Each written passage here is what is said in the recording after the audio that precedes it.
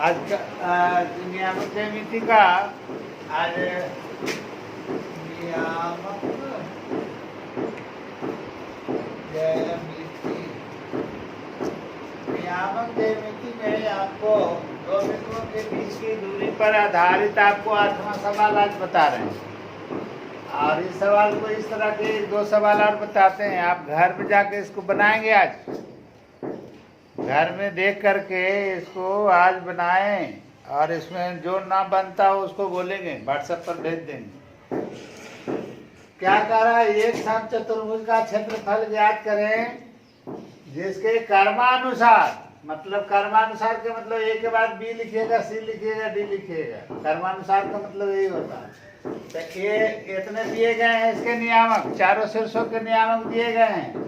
तो आप जानते हैं समचतुर्भुज का क्षेत्रफल ज्ञात करने के लिए कहता है। देखिए यहाँ एक समचतुर्भुज का क्षेत्रफल ज्ञात करें तो समचतुर्भुज का क्षेत्रफल बराबर आप मेंसुरेशन से, क्षेत्रमिति से जानते हैं क्या होता है, 1/2 गुने आधार आधे, 1/2 गुने D1 D2 भी बोलता है लोग, एक विकर्ण गुने दूसरा विकर्ण।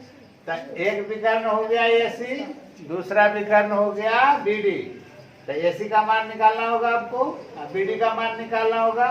तो वही 2 बिंदुओं के बीच की दूरी का सूत्र होता है। AC बराबर निकाल लिया, क्या निकालेंगे, x2 - x1 का whole square plus y2 - y1 का होल स्क्वायर, उसी पर बैठाया हुआ है।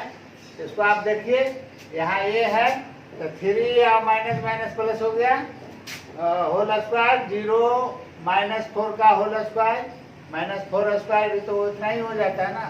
तो 16 हो गया 32, 4√2 इकाई।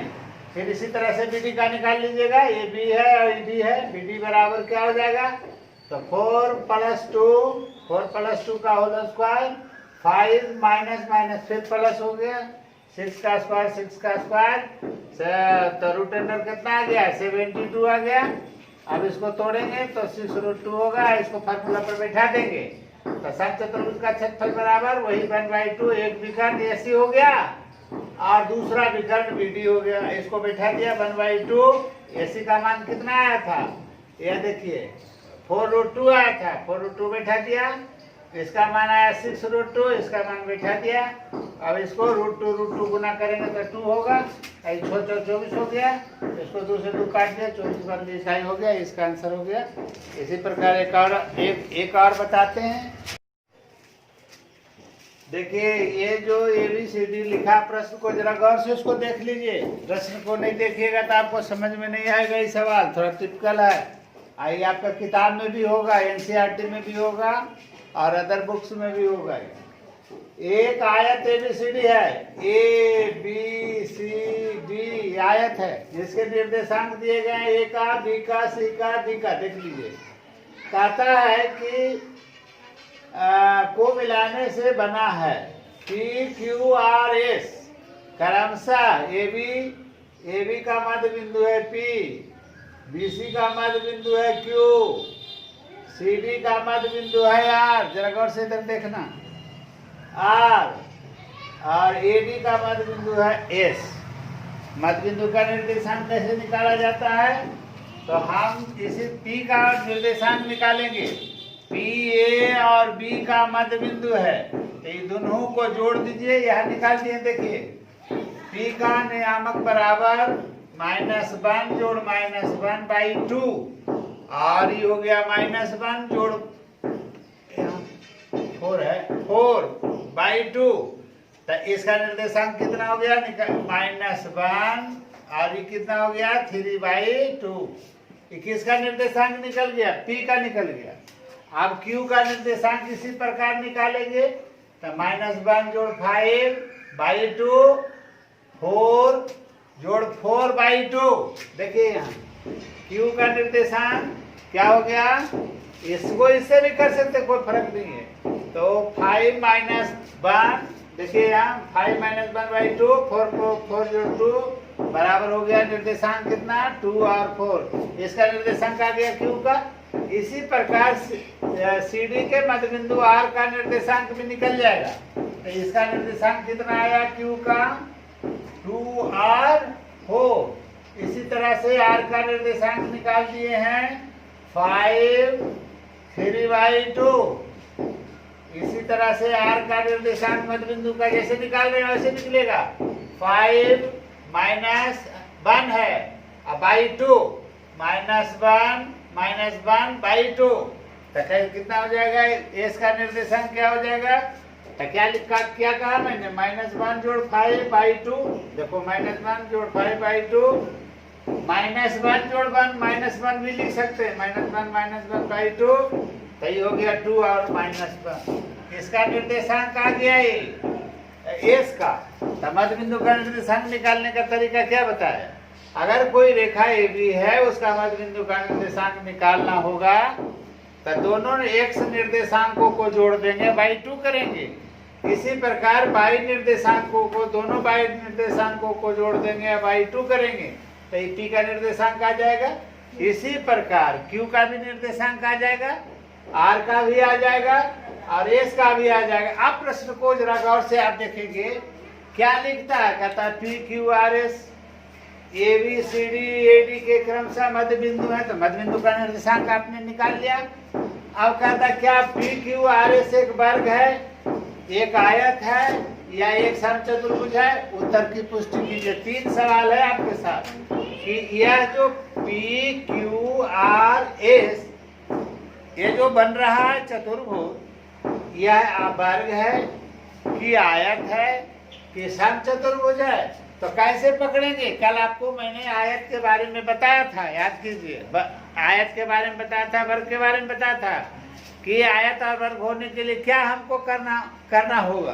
तो सभी भुजाओं के बीच की दूरी निकालनी होगी, विकर्ण निकालना होगा। देखेंगे कि अगर आमने सामने की भुजाएं बराबर हैं और विकर्ण बराबर है तो कहेंगे कि आयत है। अगर सभी भुजाएं बराबर हैं और विकर्ण भी बराबर है तो कहेंगे वर्ग है। मैं कल बताया था। अब इसी तरह से इसको चेक करेंगे कि पी क्यू आर एस एक वर्ग है कि आयत है या समचतुर्भुज है। तो हम निकालना पड़ेगा पी क्यू की दूरी बराबर। तो पी क्यू की दूरी, पी का निर्देशांक मालूम है, क्यू का निर्देशांक मालूम है, तो दोनों के बीच की दूरी से फार्मूला से लगा देंगे। तो क्या लिखेंगे? -1 -2। देखिए ध्यान दीजिए, यहाँ -1 -2 का होल स्क्वायर प्लस -3/2 और ये प्लस ये 4 है, तो इसको घटा के फिर स्क्वायर कर देंगे। तो इसी तरह से देखिए ये निकाले 3/2 -4 का होल स्क्वायर, तो इसका माइनस माइनस जुड़ जाएगा तो -3 का होल स्क्वायर होगा तो 9 हो जाएगा। और इसको दोनों को घटा देंगे 2 हो जाएगा। 3 में से कितना चला जाएगा 1, तो कितना बचेगा? स्क्वायर करेंगे तो 25/4 हो जाएगा। आई दोनों को जोड़ देंगे एलसीएम लेकर के तो √61/4 होगा। 61 का तो वर्गमूल नहीं होगा, इसका होगा √61/2 हो जाएगा वर्ग इकाई। इसी तरह से फिर क्यू आर का निकालेंगे, क्यू आर का फिर इसी तरह से निकालेंगे तो क्या होगा? क्यू आर बराबर हो जाएगा 5 - 2 का होल स्क्वायर 3/2 -4 का होल स्क्वायर। देखिए फिर इसको हल करेंगे तो √61/2 आ रहा है। फिर इसी तरह से आर एस का निकाला, आर एस का मान निकाला तो कितना आ गया बोलो? आर एस बराबर हो गया 5 - 2 का होल स्क्वायर और फिर यहाँ देखना 3/2 माइनस क्या हो जाएगा? 1 प्लस में का होल स्क्वायर। इसका स्क्वायर करेंगे तो 9 आएगा, इसका स्क्वायर करेंगे तो 25/4 आएगा। अब फिर इसको जोड़ेंगे, √, इतना आ रहा है। फिर पीएस का मान निकालेंगे। ये जो पीएस आपका है ये पीएस का मान निकालेंगे। तो ये पीएस का जब मान निकालेंगे तो फिर वही दो बिंदुओं के बीच की दूरी के फॉर्मूला लगाएंगे। फिर इतना ही आ रहा है। अब हम ये तो चारों भुजा का हम निकाल लिया। चारों भुजा क्या आ रहा है? बराबर आ रहा है। देख लीजिए यहाँ चारों भुजाएं क्या आ रही है? P Q, Q R, R S और पी एस, चारों भुजाएं बराबर आ गई हैं। लेकिन अब हम चेक करेंगे कि इसके जो विकर्ण है पी क्यू आर एस के जो विकर्ण है, तो विकर्ण कौन हो गया? एगो हो गया पी आर, एगो हो गया क्यू एस। तो पी एस का मान निकाला, क्योंकि पी का भी आपको नियामक मालूम है और आर का भी मालूम है।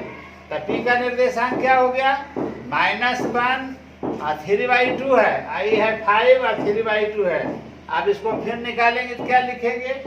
आप देख लीजिए यहाँ से, फिर दो बिंदुओं के बीच की दूरी फार्मूला लगाया 5 + 1, देखिए यहाँ 5 -1 का हो गया +1 का होल स्क्वायर, 3/2 - 3/2 का होल स्क्वायर, तो ये तो 0 हो गया, ये हो गया 6 का स्क्वायर बराबर 6 इकाई हो गया।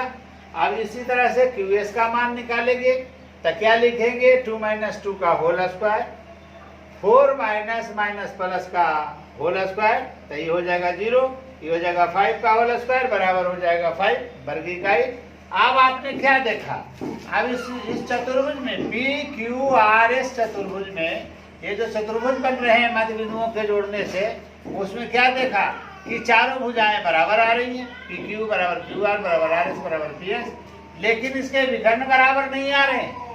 तो विकर्ण बराबर नहीं आ रहे हैं क्योंकि एक आ रहा है 6 इकाई और एक आ रहा है 5 इकाई। तो जब 6 इकाई और 5 इकाई आया तब इसका मतलब कि विकर्ण PS PR और SQ दोनों बराबर नहीं है। इसका मतलब क्या हो गया, ये आयत नहीं है ना वर्ग है। क्लियर हो गया कि जब विकर्ण बराबर नहीं आएंगे ना आयत होगा ना वर्ग होगा। चारों भुजाएं बराबर आ रही हैं तो वर्ग हो सकता था, लेकिन विकर्ण बराबर नहीं आ रहा है इसलिए वर्ग नहीं होगा। आमने सामने की भुजाएं बराबर हो जाएगा क्योंकि चारों भुजा बराबर, तो आमने सामने की भुजा बराबर हो जाएगा, लेकिन विकर्ण बराबर नहीं आ रहा। इसका मतलब ये जो PQRS है वो कौन चतुर्भुज है, सब चतुर्भुज है। क्लियर, कोई प्रॉब्लम नहीं इसमें। आप इसको गौर से इसको देख लेंगे, अगर आप इसको बना लेंगे तो मैं समझता हूँ कि इस चैप्टर में और एक आगो होगा ऐसा, उसको आप कल या परसों जो होगा व्हाट्सएप पर भेज दीजिएगा, क्वेश्चन हम बता देंगे।